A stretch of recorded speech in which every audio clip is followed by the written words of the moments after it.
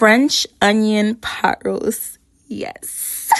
Y'all, this was so good. I wanted pot roast the other night, but I wanted something different, so I did this.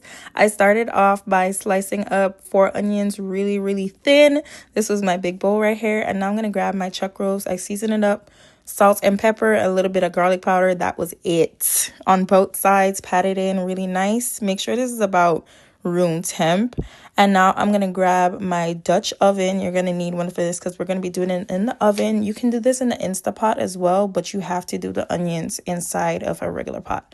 So sear off your chuck roast really nice on both sides, and then we're gonna add in some butter to that same pot. Mix it around, let that melt off, and we're going to start caramelizing our onions. And I added in a little bit of minced garlic to that. Now this is going to take a while, I promise you. I managed to speed it up a little bit with this trick that I learned. I had it on high heat, and then every time that the bottom would get dry, I added in a little bit more water. And then once it started to dry up on the bottom again, I just added in more water until I got this color right here. That's what you're looking for.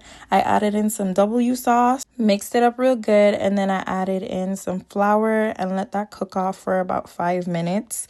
After that, I'm gonna be deglazing the pot with some wine. This is the red wine that I chose to use. Let it cook off for about 3 minutes or so.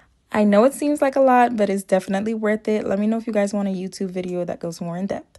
Now I'm going to go ahead and add in my beef broth to that. I'm using the low sodium kind. Season it up. I love white pepper in this, y'all. White pepper is so underrated. I'm going to put all the ingredients in the caption along with the seasonings. Mix it up, and then we're going to add back in our chuck roast. You can preheat your oven to about 375 degrees at this point. Don't forget to add in your thyme and rosemary. Cover it up, and then we add it into the oven for the next 2 hours. If you wanted to do this in the Instapot, it's going to cut down the time by half. So honestly, if you want to, I would do it.